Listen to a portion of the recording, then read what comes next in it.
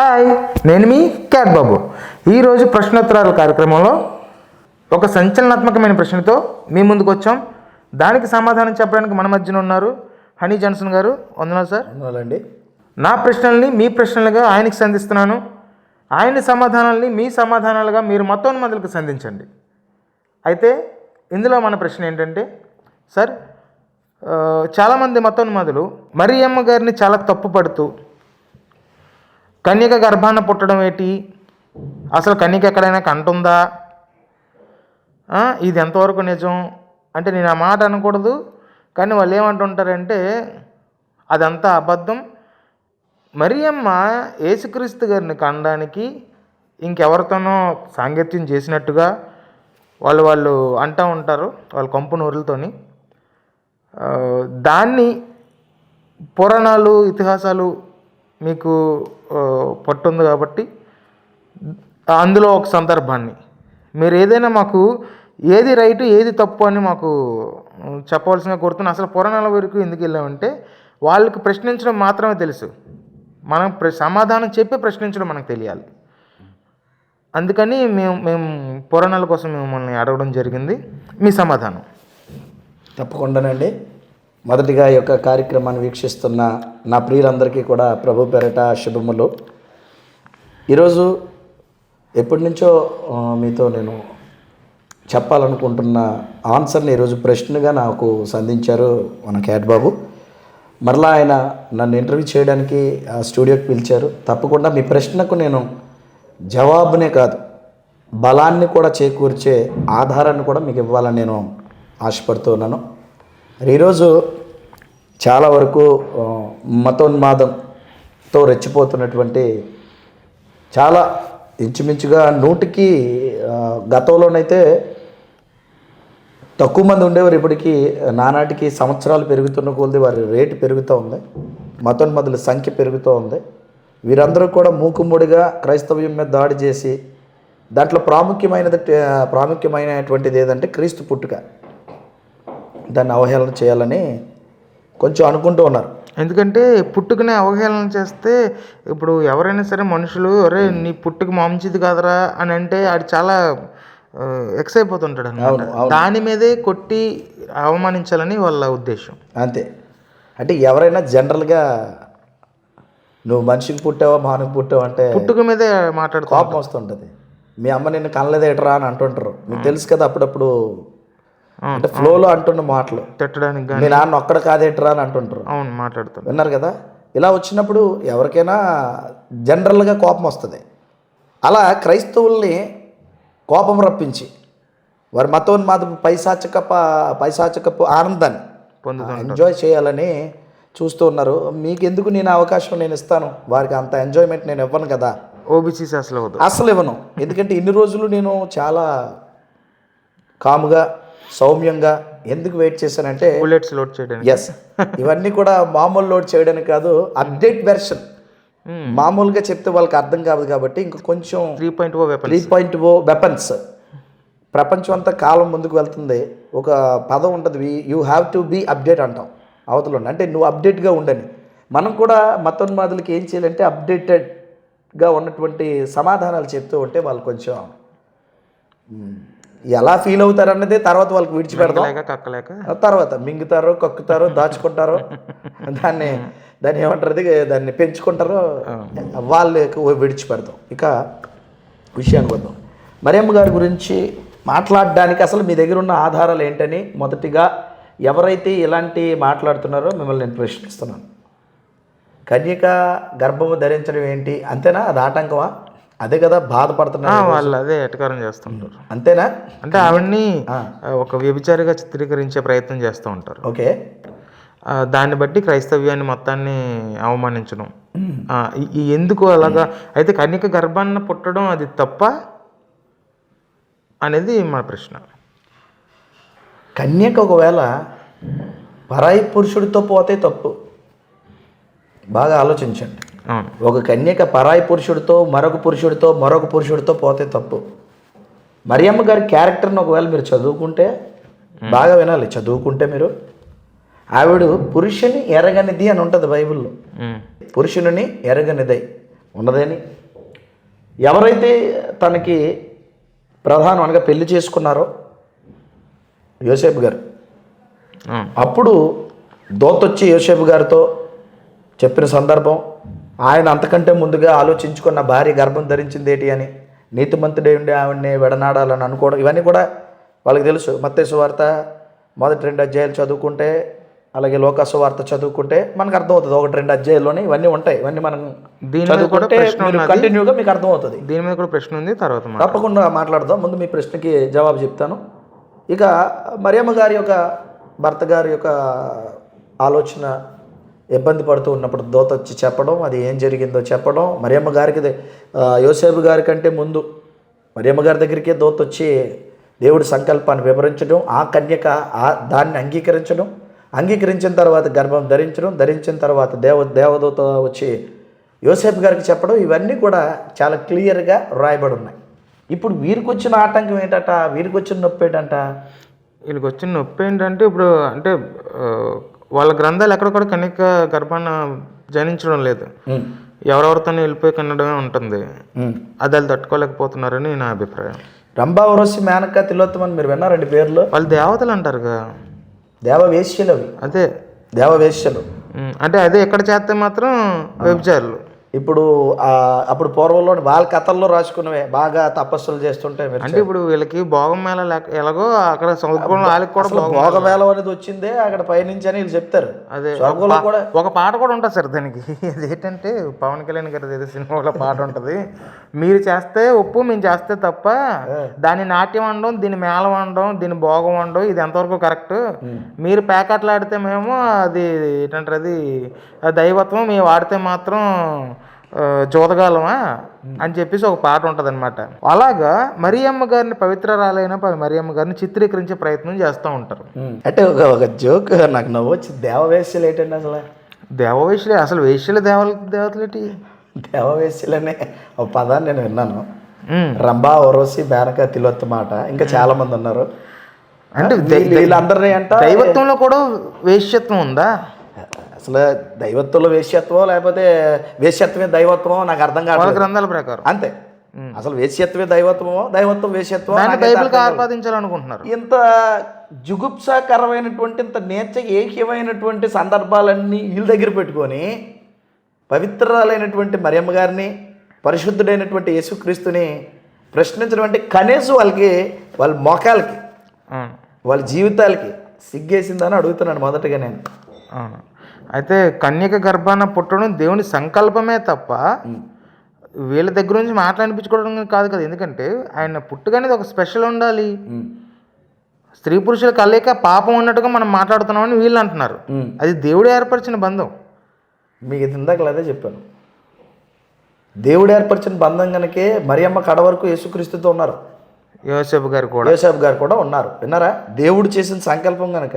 వీళ్ళు దైవ సంకల్పాలు ఒకవేళ దేవవేశ్యలు పిల్లలకైనా ఇసిరేసి పాడిపోయే సందర్భాలు బోల్డ్ ఉంటాయి. అవును, మీరు అన్నీ చదువుకొని ఉంటాయి. వాళ్ళందరూ అడవిల్లో పడేయడం, నీటిలో ఇసిరేయడం. అందులో మచ్చుకు ఒక చిన్న సందర్భం చెప్తాను. గంగ అంటారు కదా, గంగ అంటే అర్థం ఏంటి సార్? గంగ చాలా మందికి భార్యలేండి మరి. కానీ పవిత్ర జలాలు అని అంటారు, మీరు విన్నారు ఎప్పుడైనా? దీని మీద మళ్ళీ మనం చిన్న మచ్చుతోనకిద్దాం. అందులో పవిత్ర జలం అంటే గంగని నెత్తి మీద జల్లుకున్నాడు ఏమవుతాడట? పునీతుడైపోతాడు. అసలు గంగకే పవిత్రత లేదు, మీకు తెలుసా? గంగ ఎవరి భార్య అండి? ఫస్ట్ అంతా శివుడు అంటారు, మళ్ళీ మాట్లాడదాం ఎవరి భార్య అంటారు. నెత్తి మీద ఎవరు? శివుడి భార్య కదా. శివుడి భార్య అయితే శివుడి దగ్గర ఉండాలి కదా. మరి భీష్ముడి యొక్క తండ్రి భార్య ఎలాగైంది? ఇంకేమైనా అర్థమైందా? 7 పిల్లలకన్నీ నీటిలో ఇసిరెత్తుంటుంది, ఆఖరుడు ఎందుకు అండం ఎందుకు ఇసురుడు? అసలు సంసారం పిల్లలు ఎలా పుడతారు? సంసారం చేస్తారు కదా వీళ్ళ భాష ప్రకారం. తన భార్య అయినప్పుడు ఆయన దగ్గరికి వెళ్ళడం ఏంటి? ఆయన దగ్గరికి. అసలు గంగ పవిత్రాలు ఎలాగైంది? గంగ పవిత్ర జలం ఎలాగైంది? దానికి ముందు సమాధానం చెప్పమనండి. ఇప్పుడు మరియమ్మ పవిత్రాలు కాదు, నేను చెప్తాను. అర్థమైందా? గంగే అసలు పవిత్రత లేనిదైతే, గంగే ఒక భార్యగా ఒకటి దగ్గర నిలవకపోతే అసలు గంగ పవిత్ర గంగ నీళ్ళు అనగలుగుతున్నారు. పవిత్ర గంగ, పవిత్ర నది జలాలని అంటారు కదా, పవిత్ర గంగా అని అంటారు కదా. విన్నారు మీరు ఎప్పుడైనా ఈ పేర్లు? అసలు గంగే పవిత్రంగా లేదు, గంగే ఒక భార్యగా ఎవరితో ఉండలేదు, మరి గంగ ఎలా పవిత్రం అవుతుంది? ఇది నా ప్రశ్నలకి సమాధానం గింజుకుంటారులేండి, తర్వాత చూసుకుందరు మీరు. అంటే దీనికి ఎలాగా పాపం లేదో దాన్ని ఏమంటారు, మనకేదో కౌంటర్ అని అనుకుని వాళ్ళకి వాళ్ళే రీకౌంటర్ చేసేసుకుంటారు. ఇది ఎన్కౌంటర్ చేసుకుంటారు ఒక మాటలో చెప్పాలంటే. ఇప్పుడు అసలు విషయానికి వస్తాను. మరియమ్మ గారి గురించి మాట్లాడిన తర్వాత ఒక సందర్భం చెప్పి నేను ముగించాలని అనుకుంటున్నాను. ఓకే. మరియమ్మ గారు విషయానికి మనం వస్తే దేవుడు ఒక మాట అన్నాడు. లోకాసు వార్త బైబిల్లో ఉన్న సందర్భం అండి. ఇది నా సొంతంగా రాసుకొని వచ్చింది కాదు. వాళ్ళు ఏం మాట్లాడినా దానికి సమాధానం బైబిలే చెప్పాలి. ఎందుకంటే మనం ఏ క్యారెక్టర్ మాట్లాడినా బైబిల్ నుంచి మాట్లాడతాం. అది యేసుక్రీస్తు అయినా, మరియమ్మ గారు అయినా, యోసేపు గారు అయినా, ఎవరు మాట్లాడినా, ఏ సందర్భం మాట్లాడినా మనకున్న ఆధారము, మనకున్న జ్ఞానము, మనకు దేవుడు ఇచ్చిన భాగ్యము బైబిల్. ఇంక దాన్ని అవుట్లైన్స్ మనం వెళ్ళడానికి లేదు. వారైతే ఇష్టం వచ్చినట్టు మాట్లాడతారు. దాంట్లో ఉన్న సందర్భాలు అయితే పూర్తిగా వారికి తెలియకపోవచ్చు. ఇది విచిత్రం. ఒక పనికి మాలిన సన్నాసులు రోడ్ల మీద తిరిగిన వాళ్ళు వీళ్ళందరూ మాట్లాడేదేటి మరియమ్మని యెహోవా తండ్రా, యేసు ప్రభుకి పంతారస్ తండ్రా, మరి ఎవరు యోసేపు గారు ఇంతకీ కన్న తండ్రి ఎవరు? అది కదా మనకు కావాలి. పుట్టించిన తండ్రి ఎవరు? ఇది మీకు నేను చెప్తున్నాను, బాగా వినాలి. మరియమ్మన క్యారెక్టర్ని ఎంచిపెట్టారనుకో, ముందు వారి తల్లులు కూడా ఉన్నారు. వారిని కన్న తల్లులు ఉన్నారు, ఆ తల్లుల కన్నా మామలు ఉన్నారు, వారి మామలు ఉన్నారు. వారి క్యారెక్టర్స్ని ఒకసారి వాళ్ళు ఆలోచించుకోవాలి. వారందరూ పతివ్రతలేనా? వారందరూ పవిత్రులుగా ఉన్నవారైనా? పుట్టక ముందే లేరు, తెలియదు కదా. మరి ఒకసారి అడగాలి కదా వాళ్ళ అమ్మ దగ్గరికి వెళ్ళి, అమ్మా నువ్వు ఒకదా పతివ్రతవేనా, పవిత్రాలువేనా?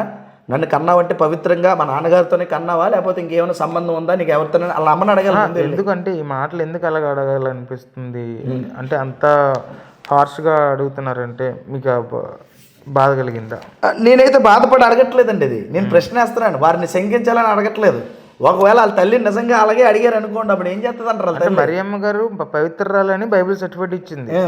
వాళ్ళ ఇంట్లో ఆడలు పవిత్రరాలా కాదని చెప్పి సర్టిఫికేట్ అడగమంటారా? సర్టిఫికేట్ వాళ్ళు ఎక్కడి నుంచి తీసుకొస్తారు? డాక్టర్ నుంచా, వాళ్ళ నాన్న నుంచా, లేకపోతే ఎవరి నుంచి, మున్సిబు నుంచా, లేకపోతే అక్కడ ఉన్నటువంటి కేవలం నాయకుడి నుంచా? ఇది ఒక నిమిషం, ఇది కేవలం మొత్తం హిందుత్వాన్ని ప్రశ్నించేదా, లేకపోతే? నేను ఒక విషయాన్ని చెప్తున్నాను. మరియమ్మ అంటే అర్థం ఏంటంటే అమ్మ కదా. ఓన్లీ ఈ ప్రశ్న అడిగిన వరకే చెప్తున్నాను నేను. మరియమ్మ గారిని మరియమ్మ అని మనం అంటే అమ్మ కదా. ఓకే. అమ్మ ఎలాంటి అమ్మ అంటే మామూలు అమ్మ కాదు. ఒక పవిత్రుడిని, పరిశుద్ధుడిని లోకానికి ఇచ్చి లోకాన్ని కాపాడడానికి లోకరక్షకుడైన యేసుక్రీస్తు పుట్టుకకు మూలమైనటువంటి ఆ అమ్మనే, అలాంటి అమ్మనే తప్పుబట్టాలని అనుకున్నప్పుడు ఈ ప్రశ్న అయితే నాకు వాళ్ళు అనేదానికంటే నేను వేసిన ప్రశ్న చాలా చిన్నదని నేను అనుకుంటున్నాను. దాన్ని కంపేర్ చేసుకుంటే లోకరక్షకుడు మోసిన గర్భం అది, అంతే కదా.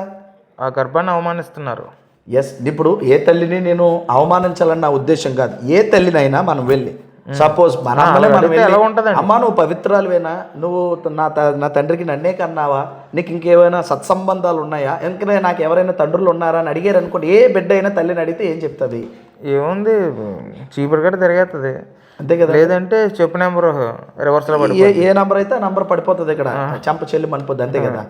డేర్ చేసి వాళ్ళు, నేనేమంటానంటే ముందు మరియమ్మ గారిని అడిగే ముందు వాళ్ళ తల్లిని వెళ్ళి అడగమంటున్నాను నేను ఇదే ప్రశ్న. ఎందుకంటే సర్టిఫికేట్ లేదు కదా. ఎస్, లేదు కదా అమ్మా. మరి మరియమ్మ గారి కంటే సర్టిఫికేట్ ఉందని వాళ్ళు చెప్పారు, మరి నీకే సర్టిఫికేట్ ఉందని వారి అమ్మలు కానీ, లేకపోతే వారి అమ్మల కన్నా అమ్మలు ఉన్నారు చాలా మంది. పోనీ వాళ్ళు దేవి దేవతలు, అదే చెప్తున్నాను కదా, వారి అమ్మల కన్నా అమ్మలు, మూలపట అమ్మలు, చాలా మంది అమ్మలు ఉన్నారు. మరి వాళ్ళు కూడా అడగాలి కదా.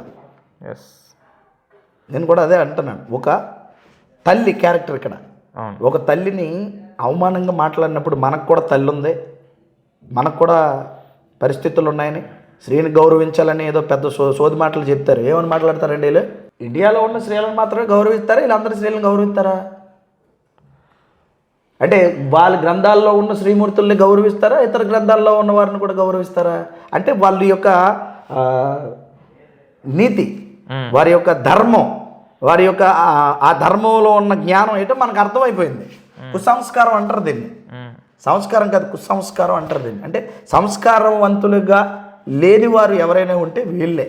ఒకవేళ బహుశా వాళ్ళ ధర్మం వాళ్ళని నేర్పించవచ్చు, అది నేర్పించి ఉండొచ్చు.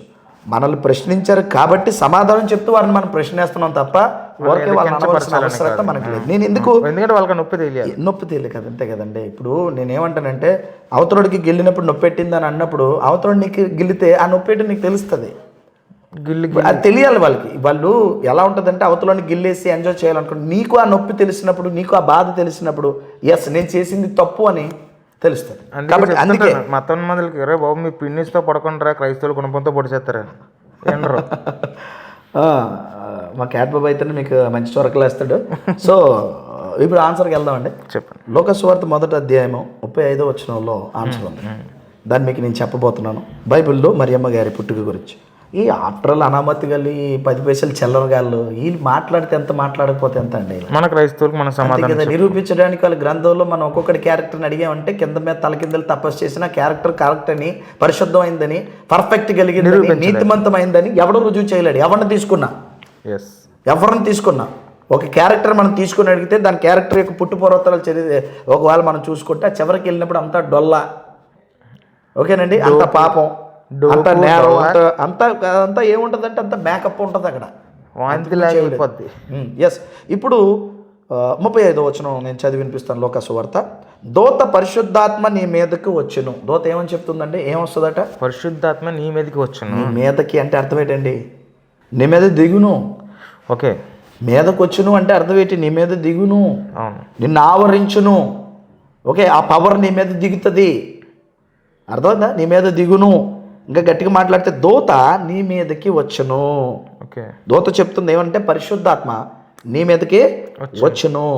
సర్వోన్నతుని శక్తి, సర్వోన్నతుని శక్తి నిన్ను కమ్ముకొనును.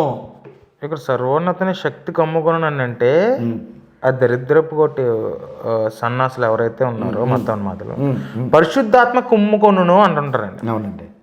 వాళ్ళ ఎటకారు భాషలోని నేను ఒక విషయం చెప్తానండి. ఇప్పుడు తప్పుగా నేను అనట్లేదు. ఇప్పుడు మీరు ఉన్నారనుకోండి, ఒక పర్ఫెక్ట్గా పుట్టారనుకో, అవతల వాళ్ళని గౌరవిస్తారు.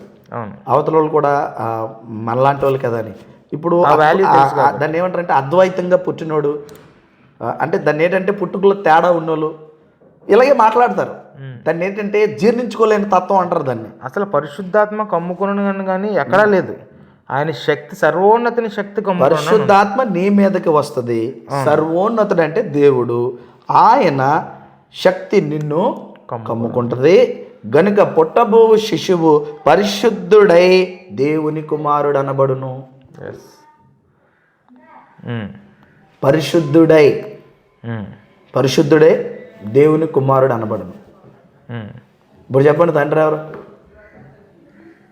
తండ్రి. పరలోకమందున్న దేవుడు కన్య మరియ గర్భాన్ని ఆయన తీసుకొని మరి భూమి మీద ఎలా పుట్టాలి? ప్రతివాడు కూడా ఎలా పుట్టాలి? తల్లి గర్భం నుంచే భూమి మీదకి రావాలి. అవును.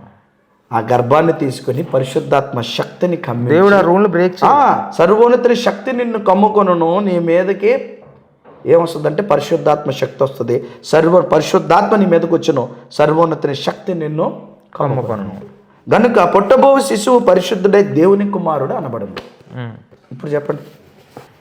కన్యక గర్భాన క్రీస్తు పుట్టాలని ప్రవచనాన్ని నెరవేర్చుటకై మరియను, ఆమె దేవుని భయభక్తులు గల స్త్రీ కాబట్టి ఆమెను ఎన్నుకొని ఆమె గర్భాన్ని లోకరక్షకుడు పుట్టించినట్టుగా నాకు అర్థమవుతుంది. ఎవరు అర్థం చేసుకుని ఇందులో ఏమైనా పెడార్థం ఉందా? పెడార్థం ఏం లేదు. అందులో ఏ తప్పు లేదు కదా. తప్పు జరిగినట్టుగా పుణ్యం అక్కడ ఏమైనా ఉందా? అది లేదు కదా. పరిశుద్ధాత్మ నీ మీదకు వచ్చును. ఎస్. సర్వోన్నతుని శక్తి నిన్ను కమ్ముకొనును. పుట్టబో శిశువు పరిశుద్ధుడై దేవుని కుమారుడు అనబడును. ఇందులో ఏం తప్పు ఉందో నాకు క్లియర్గా చెప్పాలి. తప్పేం లేదు. శక్తి అంటే ఏంటి సార్? అసలు పవర్ ఆయన యొక్క అంటే సూపర్ న్యాచురల్, దాన్ని మనం వర్ణించలేం. అంతేనా? ఇప్పుడు యేసుప్రభు సూపర్ న్యాచురల్ పవర్తో పుట్టాడు అని మనకు అర్థమైపోయింది. సూపర్ న్యాచురల్ పవర్ ఎవరు? సర్వోన్నతుడైన దేవుడు. మరి సర్వోన్నతుడైన దేవుని సూపర్ న్యాచురల్ పవర్తో కన్యక అయినటువంటి మరియమ్మ గారి గర్భంలో ప్రాణం పోసుకొని, ఊపిరి పోసుకొని, శరీరాన్ని సంతరించుకొని, ఓకే, ఈ దేహాన్ని తీసుకొని ఈ భూమి మీద పుట్టాడు. అయినప్పటికీ దీన్ని ఎవరు తయారు చేశారంటే, దీన్ని ఎవరు మేడ్ చేశారంటే మేడ్ బై గాడ్. అదే కదండి. ఇప్పుడు నాకు ఇది పెద్ద ఆశ్చర్యంగా నాకేం ఇది కాదు. దేవుని ప్రకారంగా చూసుకుంటే తల్లి లేకుండానే ఆదాముని పుట్టించాడు. అంతే కదా. తల్లి గర్భాన్ని క్రీస్తుని పుట్టించడంలో తప్పే ఉంది. ఇప్పుడు మరి అవ్వగారికి కూడా ఏం తల్లి లేదు కదండి. అవును. ఇప్పుడు అవ్వగారిని కూడా ఆదాము నుంచి తీసినప్పుడు ఏమైనా లైంగికంగా అంటే వాళ్ళు అనుకుంటున్నట్టుగా ఏదైనా కార్యం జరిగిందా అక్కడ? దేవుడు చక్కగా తీసి చూపించినట్టుగా ఉంది కదండి. ఒక ఆడమ్మని ఎలా చేశాడని చాలా చక్కగా మనకి బైబిల్లో చెప్పినట్టు జరిగింది కదండి. ప్రతి వారు ఎలా రావాలంటే అమ్మ గర్భంలోంచి అవ్వగారి దగ్గర నుంచి. అవును. ఆదాము గారిని మట్టితో చేసిన తర్వాత అవ్వగారిని ఆదాములో నుంచి తీసిన తర్వాత ఇక ఏ పుట్టుకైనా భూమి మీద ఎలా జరగాలన్నారంటే జీవం కలిగిన ప్రతి వానికి తల్లి. అంటే అక్కడ ఏం చెప్పింది బైబిల్, దేవుడు వాక్యం ఏం చెప్పిందంటే ప్రతి వానికి తల్లి, జీవం కలిగిన ప్రతివాడు ఎవరిలోంచి రావాలని చెప్పింది బైబిల్. ఇదే సైన్స్. సైన్స్ ఏం చెప్పింది? సైన్స్ కూడా ఒప్పుకుంది. అందరికీ ఒకరే తల్లి. నా తల్లి ఎవరంటే ఆ తల్లి ఎవరు అంటే ఈవ్ థియరీ అన్నారు దాన్ని. ఈవని చెప్పేశారు. ఈవ్ థియరీ అంతే కదా, ఈవని చెప్పారు. ఇప్పుడు చెప్పండి, ఎక్కడి నుంచి ఎక్కడికి వెళ్ళినా ప్రతి జాతి మనిషి కూడా ఒక తల్లి నుంచి వచ్చిన వారే అని సైన్స్ కూడా ఒప్పుకుంది, ఈవ్ థియరీ అని. ఇప్పుడు నేను అడుగుతానండి, ఒక విచిత్రం చెప్తాను మీకు. గతంలో కూడా చెప్పాను, ఇంటర్వ్యూలో చెప్తాను. ప్రతి మనిషి ఎలా పుడతాడండి భూమి మీద? మానవ జాతిలో ప్రతి మనిషి భూమి మీద ఎలా పుడతాడు? మానవుడికి దేవుడు ఒక నిబంధన పెట్టాడు కదా, నిబంధన. ప్రతి మనిషి ఎవరి నుంచి పుట్టాలి, ఈ భూమి మీదకి ఎవరి నుంచి రావాలి, ఈ దేహం అనగా ఈ శరీరము ఎక్కడ తయారవ్వాలి, ఎక్కడి నుంచి భూమి మీదకి రావాలి అన్నది చాలా అర్థవంతంగా మనందరికీ తెలిసిందే. దాన్ని మీరేమంటారు? పెళ్ళైన తర్వాత ఒక స్త్రీ పురుషులు వాళ్ళ దాంపత్య జీవితం పరంగా ఒక బిడ్డ, ఒక మనిషి జన్మించడం జరుగుతుంది. ఏదేమైనా సరే తండ్రి నుంచి తల్లికి, తల్లి నుంచి బిడ్డ రావడం జరుగుతుంది. అంతే. ఇది దేవుడు ఏర్పరిచిన ఒక ధర్మం. అంతేనా? అవును, మానవ ధర్మం. మీరు తల్లి నుంచే మనిషి పుట్టాలి. మానవుడి నుంచి ఒక మానవుడు బయటికి రావాలంటే అది తయారవడానికి ఒక సిస్టమ్ పెట్టాడు. అంతే కదా, తల్లి గర్భం, దాంట్లోనే మరొక జీవి లేదంటే మరొక ప్రాణి మరొక జీవితాన్ని సంతరించుకొని భూమి మీదకి రావాలి అంటే తల్లి గర్భంలో 9 నెలలు ఉండాలి. This is science. ఆ 9 నెలలు తల్లి తీసుకున్న ఆహారం ఆ బిడ్డకి అందాలి. ఆ బిడ్డ దినదినం ఏమవ్వాలంటే మార్పు చెందాలి. అవయవాలన్నీ కూడా రూపుదాల్చుకోవాలి. ఈ భూమి మీదకి సజీవంగా తల్లి గర్భంలోంచి బయటికి రావాలి. దీన్ని సృష్టి ధర్మం అంటారు. ఏమంటారండి? ధర్మాన్ని నియమించింది దేవుడు. సృష్టి ధర్మం అంటారు. ఈ ధర్మాన్ని నియమించింది దేవుడిది. దేవుడు నియమించిన, ఇంకా గట్టిగా మాట్లాడితే దేవుడు నియమించిన సృష్టి ధర్మము. దీన్ని ఎవడు బీట్అవుట్ చేసి దాటి వెళ్ళడానికి ఎక్కడా ఉండదు. ఇక ఇప్పుడు వారి సనాతన గ్రంథాల్లో వారు దేవుళ్ళు అనుకునేవారు, దీనికోసం వెయిటింగ్, వారు దేవుళ్ళు అనుకునేవారు సృష్టి ధర్మాన్ని ఎంత చక్కగా చేశారంటే, ఆ సృష్టి ధర్మం ఎలా ఉంటుందంటే మీరు చూస్తే ఆశ్చర్యపోయే ఒక సందర్భాన్ని మీకు నేను చెప్తాను. వాళ్ళు అనుకునే ధర్మంలో వాళ్ళు రాసుకున్న పుస్తకాల్లో వాటి ఎంత ధర్మం అంటే నిజంగా మీరు ఆశ్చర్యపోతారండి. గతంలో కూడా ఒక వీడియో చేసాము. ప్లీజ్ మీరు దాన్ని పూర్తిగా మీరు చూడాలనుకుంటే కింద డిస్క్రిప్షన్లో లింక్ పెడతాము, దాన్ని చూడొచ్చు. ఇక్కడ ఒక విషయాన్ని చెప్తాను. మగవాడి నుంచి మగవాడు పుడతాడా? మగవాడి నుంచి మగవాడు పుట్టాలా? వింటేనే ఆశ్చర్యంగా ఉంది మీకు. అసలు మగవాడికి బిడ్డలు పుడతారా? మగవాడి నుంచి మగవాడి పుట్టడం అంటే ఆశ్చర్యంగా ఉంది కదా. అసలు మగవాడికి బిడ్డలు పుడతారా? మగవాడికి గర్భసంచి ఉండదు కదా, పుట్టడానికి అవకాశాలు ఉంటాయా? ఇప్పుడు మీకు అదే చెప్పాను. గర్భసంచి దేనికి అంటే బిడ్డడు ప్రాణం పోసుకోవడానికి, ఆ పెండం ఎదుగుదలకి, ఈ అవయవాలన్నీ కూడా రూపుదాల్చడానికే గర్భసంచి అంటారు, యూట్రస్ అంటారు దాన్ని. అందులోనే ప్రతి మనిషి కూడా ప్రాణం పోసుకోవాలి. అవయవాలన్నీ కూడా తల్లికి బిడ్డకి కనెక్షన్ ఉండే తల్లి గర్భంలో. దాన్ని ఏమంటారు మీకు తెలుసు కదా, దాన్ని పేగు బంధం అని అంటారు కదా. పేగు బంధం. పేగు బంధం అని అంటారు. ఆ పేగు ఆ తల్లి గర్భంలో ఉన్నటువంటి యూట్రస్కి లింక్ అయి ఉంటుంది. ఓకేనండి. దాని ద్వారానే తల్లి శ్వాస కానీ లేకపోతే తల్లి నుంచి శ్వాస, ఆహారం ఇలాంటివన్నీ కూడా బిడ్డకి అందడానికి అక్కడ ఆ యొక్క మరొక ప్రపంచాన్ని మహోన్నతంగా దేవుడు సృష్టించాడు. ఇది దాన్ని కూడా బీట్అవుట్ చేసేస్తూ వాళ్ళ ధర్మంలో ఎంత గొప్పదంటే, అందుకే సనాతన ధర్మం అంటే నాకు చాలా చాలా చాలా చాలా ఎలా ఉంటుందంటే చాలా ఫులిష్నెస్గా, చాలా దాన్ని కామెడీగా అనిపిస్తూ ఉంటుంది నాకు. ఇప్పుడు మరియమ్మ గారి గురించి చాలా మనం ఆన్సర్ అయితే ఇచ్చాము చాలా చక్కగా. మరి దీనికి ఏమైనా ఆన్సర్ చెప్పగలరంటే మీరు ఆశ్చర్యపోతారు. ఇక్ష్వాకు వంశం అనేది ఒకటి ఉందండి. ఇక్ష్వాకు వంశం అంటే రాముడు జన్మించిన వంశం. ఇక్ష్వాకు వంశం. రాముడు తాతలు ముత్తాతలు వీళ్ళందరూ ఉంటారు కదా వాళ్ళు. అందులో ఒక ఆయన మాందాత అని ఉంటాడు, రాముడు గారి తాత. ఆయన అంటే రాముడి యొక్క తండ్రి గారి యొక్క తండ్రి గారి యొక్క తండ్రి. ఓకే. ఇప్పుడు ఆయన పుట్టాలంటే మరలా ముత్తాత గారి దగ్గరికి మనం వెళ్దాం. అంటే రాముడి యొక్క తండ్రి దశరథుడు, దశరథుడి తండ్రి మాందాత, మాందాత యొక్క నాన్నగారు మా తాత గారు నాన్నగారు తాతగారు రాముడు తాతగారు గతంలో గుర్తుందా మీకు? ఆయన పేరు చెప్పాను మీకు. యవనాశుడు. Very good. యవనాశుడు అనే ఆయన ఒక యాగం చేశాడండి. అవును. ఎందుకు చేశాడంటే యవనాశుడు, ఈ విచిత్రం ఏంటంటే ఒకరిద్దరు కాదు, ఆయనకి భార్యలు 100 మంది. ఎంతమంది అండి? 100 మంది అండి. 100 మంది భార్యల్లో ఒక్కరికి కూడా పిల్లలు పుట్టలేదు. అవును, మరి ఎక్కడ ఫీజు లేదు. ఫీజు లేనాడికి ఎందుకు? ఈ యవనాశుడు పరిపాలన చేస్తే ఇక్ష్వాకు వంశం గుర్తుపెట్టుకోండి, రాముడు పుట్టిన చరిత్ర. రాముడు వచ్చాడని ఆయన అంటుంటారు కదా. అసలు ఇది నిజంగా ఇప్పుడు మీరు ఎలా పుట్టారంటే మీ 4 ఫాదర్స్ ఉంటేనే మీరు బయటకు వస్తారు. 4 ఫాదర్సే లేరనుకో, మీరు ఉన్నారంటే నమ్ముతారు ఎవరైనా? అసలు అది అంతే కదండి. ఇప్పుడు నమ్మడానికి వీల్లేదు కదా. ఇప్పుడు యవనాశుడు వాళ్ళ తాతగారు, ఆయన ఫీజు లేదు. ఆయనకి ఫీజు లేని ఆయనకి ఎందుకు అంటకూడదు? ఫీజు లేదనే ఫీజు చెల్లించి భృగు మహర్షి దగ్గరికి వెళ్తాడు ఫీజు చెల్లించడానికి. డబ్బులు ఫీజు చెల్లి ఈ దగ్గర ఫీజు లేదు కాబట్టి ఫీజు కొట్టేస్తే ఫీజు చెల్లించి అర్థమైందంటే ఒక యాగం చేస్తాడు ఫీజు చెల్లించి. ఈయన దగ్గర ఫీజు లేదు, ఫీజు కొట్టేసింది. ఫీజు చెల్లించి భృగు మహర్షి దగ్గరికి వెళ్ళి, భృగు మహర్షి నాకు ఫీజు లేదు కొట్టేసింది అని అంటే, అయితే కొంత ఫీజు చెల్లించి నాకు ఒక యాగం చేస్తాను అన్నాడు. ఏంటి చేస్తాడని అన్నాడంటే పుత్రకామేష్టి వ్రతం. ఓకే, అంటే పుత్రులు కావాలి. మళ్ళీ వినండి, పుత్రిక కాదు పుత్ర కామేష్టి వ్రతము. ఈ సనాతన గ్రంథాలు ఎక్కడ పుత్రిక కామేష్టి వ్రతం ఎక్కడా ఉండదు. పుత్రికకు అసలు ఈ యొక్క సనాతన ధర్మంలో విలువ లేదు. పుత్రిక కామేష్టి వ్రతాలు ఎక్కడ చెయ్యరు. గుర్తుపెట్టుకోండి. Note this point my dear brothers and sisters. పుత్ర కామేష్టి వ్రతం తప్ప పుత్రిక కామేష్టి వ్రతం ఎక్కడ వారు చేయరు. మళ్ళీ పుత్రుడే కావాలి. ఎందుకని? 100 మంది ఆడవాళ్ళు ఉండాలి, వాళ్ళలోంచి మళ్ళీ ఆడపిల్లలు పుట్టకూడదు. 100 మంది ఆడవాళ్ళు వీళ్ళకి భార్యలుగా ఉండాలి, కానీ 100 మంది ఆ భార్యల్లోంచి ఆడపిల్ల మాత్రం పుట్టకూడదు. అష్టవంకర్లు ఉన్నాడట, 8 మంది భార్యలు కావాలన్నాడట. అష్టవంకరులు ఉన్నాడు. అడిగితే వీడికి ఎన్ని వంకర్లు ఉన్నాయి? 100 మంది ఉన్నారంటే 100 వంకర్లు. అది అసలు ఫీజు లేకపోతే ఫీజు చెల్లించి వశిష్ఠుడి దగ్గరికి వెళ్ళి, వశిష్ఠుడి దగ్గర కూర్చొని ఏం చేయాలంటే పుత్రకామేష్టి వ్రతాన్ని చేద్దాం అని అన్నాడు. బాగా ఫీజు కొట్టాడు. ఫీజు కొట్టిన తర్వాత వాళ్ళ కథ ప్రకారం ఉండవు. ఇది చేసిన తర్వాత బాగా యాగం చేసి వీళ్ళు చేశారు కదండి పవిత్ర జలాలు. మళ్ళీ ఇందాకలే చెప్పాను మీకు కథ. పవిత్ర జలాలన్నింటినీ కూడా సిద్ధి చేసి ఏం చేశాడంటే రాత్రి పడుకోమన్నాడు. వాళ్ళ భార్యలో ఒక పక్క ఈయన ఒక పక్క పడుకోమంటే, ఒకరోజు ఏం చేశాడంటే దాహం వేసేసిందని అర్ధరాత్రి రాజు లేచిపోయాడు.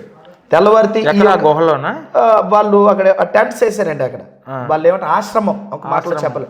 ఈ ఆశ్రమంలో ఈ భార్యలో ఒక చోట, ఈ భర్త ఒక చోట ఉన్నారు. ఈ పుత్రకామేష్టి వ్రతాన్ని వశిష్ఠుడు ఆధ్వర్యంలో చాలా మంది వీళ్ళందరూ కూడా ఎవరైతే మంత్రాలు సాగిస్తూ ఈ యాగాన్ని సాగిస్తున్నటువంటి విప్రులు అంటారు వీళ్ళు. ఈ విప్రుల మధ్యలో ఈ కార్యక్రమాన్ని జరిగిస్తూ ఉంటున్నప్పుడు బాగా ఆ యొక్క మంత్రాలు చేసి లేదంటే యాగం చేసి దాన్ని అంతా పవిత్ర జలం దాన్ని ఒకటి పవర్ తయారు చేసామని ఉంటుంది అందులోని. ఓకే, ఇది తయారు చేసిన తర్వాత ఏం చేశారంటే ఇది తెల్లవారులు వేసి వీళ్ళు భార్యలకు ఇస్తే పిల్లలు పుడతారు. దేంతో పిల్లలు పుడతారు? ద్రవం తాగేస్తే పిల్లలు పుడతారు. మీకు ఇందాక అన్నారు కదా ఫీజు లేదని. ఇప్పుడు చెప్తాను కాదండి, ఇదే పని దశరథుడు కూడా చేసి పాయసం సేమే తాగేది. సేమ్ అది మరి అక్కడి నుంచి ఇక్కడ నీళ్ళు అక్కడ పాయసం అంతే మారింది. ఇక్కడ ఏట్లేదు, తేడా ఏం లేదు. ఒకటే నీళ్ళు చెంబులోని ఆ జలాలన్నింటినీ కూడా బాగా పవర్ వచ్చాయి అది ఇదని చెప్పేసి ఇచ్చారు. ఎవరికి? భార్యలు తాగించాలని నైట్ అంతా ఇచ్చేద్దామని చెప్పి వీళ్ళందరూ ప్లాన్ చేసుకొని ఉంచారు. ఈ లోపు అనుకోకుండా ఇతనికి కథ చూడండి ఎంత బాగుందో. ఆయనకి దాహం వేసేస్తుంది. ఎవరికి? యవనశుడు ఎవరున్నారు? యవనశుడు వచ్చేసింది.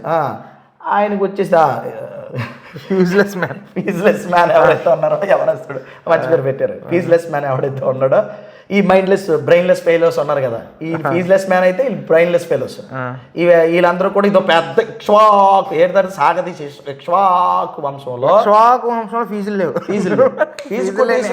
ఫీజు లేనటువంటి ఎవరైతే ఉన్నాడు ఈ ఫీజ్లెస్ ఫెయిలో ఎవరైతే ఉన్నాడో యవనాశుడు వెళ్తుంటాడు. ఓకే, వెళ్ళి దాహం వస్తుంది అనుకోని ఏమంటే ఇక్కడ నిజం చెప్తాను, బుర్ర ఉన్నాడు అయితే రాజు. యాగం చేసినప్పుడు మధ్యలో వాటర్ ఉంటుందని సంగతి తెలియదా? ఆ నదీ జలాలనే అక్కడ ఏదో చేస్తున్నారని తెలియదా? తిరిగాడు అక్కడ ఎక్కడ విచిత్రం ఏంటంటే ఆ ఆశ్రమంలో అక్కడ నీళ్ళు దొరకలేదట. అంటే నేనేమనుకుంటున్నానంటే చెప్పండి, ఆశ్రమంలో నీళ్ళు దొరకకపోతే ఎక్కడికి వెళ్ళాడంటే తిన్నంగా ఏదైతే ఆ జలాల నీళ్ళు ఈ యొక్క యాగం చేసి మంత్రాలు తంత్రాలు మొత్తం ఫీజు కొట్టారు కాబట్టి ఫీజు లేనివాడికి ఇవ్వాలని ఫీజులు కొట్టేశారు బాగా వాళ్ళు ఫీజు కొట్టేసరి ఫీజులు లేనివాడికి ఇవ్వాలని చెప్పేసి రెడీ చేసి వీళ్ళకి అలాగే ఫీజు లేదు ఇంక నీళ్ళతోనైనా సరే వాళ్ళకి ఏదో తంత్రాలతో ఈ పుత్ర కామేష్టి వ్రతం ద్వారా వాళ్ళకి ఎలాగో పిల్లలు పుట్టించేద్దాం అనుకుని ప్లాన్ చేశారు ఎవరు విప్రులు వశిష్ఠుడు. అయితే ఏడ్ చేసాడంటే వాళ్ళకి ఇచ్చేలోపు రాత్రి వెళ్ళి తాగేసాడండి ఈయన. ఎతనైతే తాగేసాడు, దాహం వేసిందంట. దాహం వేసింది నాకు ఎక్కడ ఏదో తేడా కొడుతుంది. అప్పుడు చూడండి లేదు కదా ఫీజు వచ్చేద్దాం అనుకుని తాగేసి తాగిన తర్వాత వశిష్ఠుడు వస్తాడండి వచ్చి ఏడు రాజు ఇక్కడ నీళ్ళు పెట్టాము ఏంటి నీళ్ళు అవి కనపట్టలేదంటే అర్రే నీళ్ళ రాత్రి దాహం వేసి నేను తాగేసాను అంటాడు యవనసుడు. ఏంటి యాగం చేసింది ఆ ద్రావాన్న బుర్ర పట్టించుకొని వశిష్ఠుడు ఏమంటాడంటే దైవచిత్తం అలా ఉందేమో అని అంటాడు. ఏంటంటే దైవచిత్తం ఉండండి జోక్. వశిష్ఠుడు ఏం చెప్తాడంటే దైవచిత్తం అలా ఉందేమో ఏముందని అడుగుతాడు ఈయన.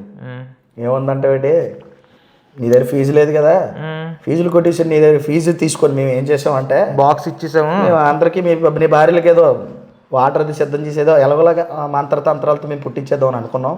నువ్వేం చేసావంటే నీకు పిల్లలు లేరనుకని ఆలికి పుట్టిద్దామని మేము యాగం చేస్తే నువ్వేట్ చేసావంటే ఆ జలాన్ని నువ్వే తాగేసావు. ఇప్పుడు నువ్వు గుడ్డేటట్టు ఇప్పుడు నువ్వేట్ చేస్తావు అంటే చూడండి జోకేట్ అనుకున్నారు. దైవచిత్తం అలా వందగోలా నువ్వే కంటావు అన్నాడండి. మామూలు ఈయనెత్తడా గుడ్డెట్టి ఈయనెత్తడా? ఇప్పుడు జోకేనండి మరి నువ్వే కంటావని చెప్పేసి నెలలు నిండిన తర్వాత కడుపులోనంట ఒక యూట్రస్ లేదు. వినండి మరి జోక్ వినండి. కన్యక ఆవిడకి యూట్రస్ ఉంది, కన్యక అన్ని అవయవాలు బాగుండి అంతా బాగున్నా మరియమ్మ గారు బాగుండి ఒక కన్యకగా ఒక స్త్రీగా కనడానికి ఆమెకు సర్వశక్తులు ఉన్నప్పుడు సర్వోన్నత శక్తి ఆవిడ ద్వారా ఒక మహోన్నతుడిని ఈ భూమి మీద కనడం. దాన్ని అటకారం చేసే మీరు ఇప్పుడు దీనికోసం ఏం సమాధానం? బ్రెయిన్లెస్ ఫెలోస్, ఫ్యూజ్లెస్ ఫెలో అని యూజ్లెస్ ఫెలోస్, బ్రెయిన్లెస్ ఫెలోస్ అని వీరు ఒక ఫ్యూజ్లెస్ ఫెలో ఎవడైతే ఉన్నాడో ఫ్యూజ్ కొట్టేసిన వాడికి వశిష్ఠుడు ఏ చెప్పాడంటే నువ్వు ఇప్పుడు ఫ్యూజ్ లేదు కదా, నువ్వు ఎలాగా నీ భార్యలకు పనికిరాలేదు కాబట్టి ఏం చేద్దాం అంటే నువ్వే కనేతావు అన్నాడు. ఎలా కన్నాడు అనుకున్నారండి? ఈ పక్క నుంచి చూసారా పక్కలోంచి పొడుచుకొని పుట్టాడు. అతని పేరే మాందాత. పక్కలోంచి వచ్చాడా? కాదండి, ఒక కోతి కూడా నీటి కరెక్ట్ కంటది కదా, ఈ పక్క నుంచి వచ్చేది వీడు సరదాగా నుంచి పుట్టినోడికి అదేంటి క్యాన్సర్ కాయ కాదండి. జోక్ ఏంటంటే చాలా ఆశ్చర్యం అనిపించింది నాకు. అసలు గర్భంలోంచి రావాలి, పక్కలోంచి ఎలా పొడుచుకొని వస్తారు అంటే వాళ్ళ గ్రంథాలు ఎలాగ ఉంటే పక్కలోంచి పొడుచుకొస్తారు. ఇంకా నేను ఒకటే చెప్పానండి, చచ్చిపోయినోడు తొడలోంచి కూడా పుడతారు. చచ్చిపోయినోడిని ఈ బ్రాహ్మణులందరూ చంపేసి ఒక వ్యక్తిని చంపేస్తారు, వాడి తొడలోంచి కూడా పుట్టిస్తారు బ్రాహ్మణ్స్. చెవుల్లోంచి, గుళ్ళాల్లోంచి, ముక్కుల్లోంచి, తొడలోంచి, భుజాల్లోంచి ఎక్కడ పడితే అక్కడ ఎలా పడితే అలా పుట్టించుకోవాలి. పాయువు నుంచి పుట్టలేదు పాయువు లేనోడు కూడా పుడతాడండి. పాయువు లేనోడు పాయువు నుంచి పుట్టేస్తాడు. నా కుటుంబంలో ఒకటి మనం వీడియో చేసాం. నా కుటుంబంలో ఒకటి ఉంటాడు ఉన్నారా, ఆ భార్యకి సేమ్ ఇదే రాజులకి. అయితే మాందాత అలా పుట్టాడు అనమాట. రాముడు తాత మాందాత మధ్యలో పుడతారు. ఇప్పుడు వినండి, వాళ్ళు పుట్టికే కరెక్ట్ లేని వీళ్ళు కరెక్ట్గా ఇక్ష్వాకు వంశంలో రాముడు తాత పుట్టుక కరెక్ట్గా లేదు. తండ్రికి పుట్టడం అంటే అది అబద్ధం అయితే రాముడు పుట్టుక అబద్ధమా కాదా? మరి మీరేట్రా క్రీస్తుని ప్రశ్నించేదిరా? సమాధానం చెప్పండి మరి దీనికి. వాళ్ళ తాత పుట్టికే కరెక్ట్ కాదు. తండ్రి నుంచి బిడ్డలు పుట్టడం అంటే అది అబద్ధం అయినప్పుడు రాముడు పుట్టిక అబద్ధం కాదంటారా అవునంటారు? ఇప్పుడు చెప్పండి నాకు. రాముడు కూడా కొన్ని అది కూడా పాయసం మాట్లాడి తర్వాత మాట్లాడదాంలేండి. అది కూడా పాయసం. ఇప్పుడు చాలా మంచి మంచి పనుల్లో ఉన్నారు. ఈ అక్షంతలన్నీ వండుకోవడం ఇవంతా ఏదేదో పనుల్లో ఉన్నారు. అప్పుడు కూడా వాస్తవాలన్నీ బయట తీసుకొద్దాం, కంగారేం లేదు.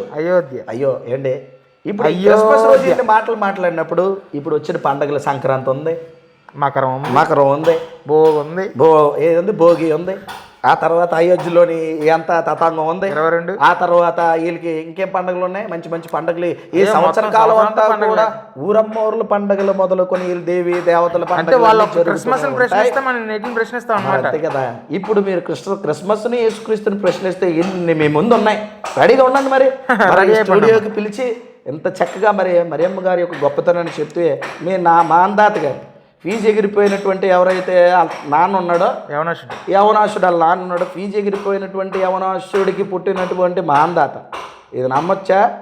మరి మాందాత నుంచి వచ్చింది దశరథుడు తర్వాత రాముడు. ఇవన్నీ ఆలోచించుకుంటే వాళ్ళ పూర్వీకుల పుట్టికే కరెక్ట్ లేదు, అది రైట్ కాకపోతే రాముడు పుట్టిక కరెక్ట్ అని వీళ్ళు ఎలాగంటారు, ఎలా నిరూపిస్తారు? ఇది నేను ప్రశ్నేసి నాకు ఇచ్చిన సమయాన్ని నేను ముగిస్తున్నానండి. అవును సార్, చాలా చక్కగా చెప్పారు. అయితే నాకు ఇందాక మిమ్మల్ని ఒక ప్రశ్న అడుగుతానని అన్నాను కదా, మరియమ్మ కోసం మాట్లాడినప్పుడు దేవుడి యొక్క సంకల్పాన్ని బట్టి ఆయన ఎలాగైనా పుట్టిస్తాడు. తల్లి గర్భం లేకపోయినా సరే క్రీస్తుని డైరెక్ట్గా దింపగలడు. అవును. కానీ మనలాగా మన కోసం పుట్టాలి కాబట్టి ఆయన తల్లి గర్భాన్ని పుట్టాడు. మనుష్య రూపం నర రూపం ఎత్తాలండి. అవును, నరుడుగా రావాలి, నరుల మధ్య జరుగుతున్న విషయాలన్నీ తెలుసుకోవాలి, నరుడు చేస్తున్న తప్పుల్ని విప్పి చెప్పాలి. ఆ నరుడు కోసమే నర రూపంలో తన జీవితాన్ని సిలువ మీద త్యాగం అవ్వాలి. క్రీస్తు పుట్టుకలో ఎక్కడా తప్పు లేదు, పాపం లేదు. కానీ సృష్టికి విరుద్ధంగా రాముడి వాళ్ళ తాత తండ్రి గర్భాన పుట్టడాన్ని మీరు ఎలా సమర్థించుకుంటారో మీరు మాకు చెప్పాలి. లేదంటే మీరు హిందుత్వం అనే ట్యాగ్ని తీసుకొని మూల కూర్చోవలసి వస్తుంది.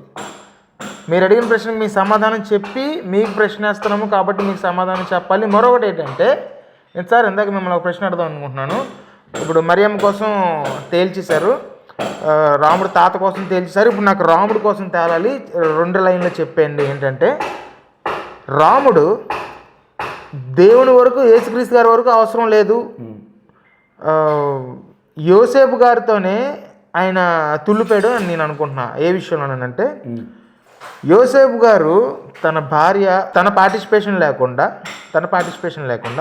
బిడ్డను కంటుంది, ఒక కన్యక గర్భాన్ని కంటుంది. అంటే తన భార్య గర్భం ధరిస్తుంది, అది ఆయన ప్రమేయం లేకుండా అని తెలిసినా కూడా ఆయన దాన్ని యాక్సెప్ట్ చేశాడు. మరియమ్మని దేవదూత చెప్పగానే ఆయన మెంటలోడండి. ఎందుకంటే తన భార్య ఒకవేళ నిజంగా తప్పు చేస్తే వేరొకరితో ఇల్లు కంటే ఆయన ఎందుకు పెంచుతాడు? ఆయన ఎందుకు ఆమెని చేరదీస్తాడు? దీని మీద మీరు మరొక చర్చ పెట్టండి. ఒక వర్డ్ చెప్పి బైబిల్లో యోసేపు గారి గురించి నీతిమంతుడైన యోసేపు అని రాయబడింది. అవును. రాముడు సందర్భంలో మీరు ఆ గ్రంథాలు చూసుకున్న నీతిమంతుడైన రాముడు అని రాయబడలేదు. అవును, మీకు ఆన్సర్ ఇచ్చాను నేను. ఇదే నెక్స్ట్ వీడియోలో మరలా మీ ముందుకు వస్తాము. థ్యాంక్ యూ సార్, మా ప్రశ్నలకు మీ సమాధానాలు ఇచ్చినందుకు మీకు ధన్యవాదాలు. మరొక వీడియోలో మళ్ళీ కలుసుకుందాం. నేను మీ cat Babu. Stay tuned. OBCC. God bless you.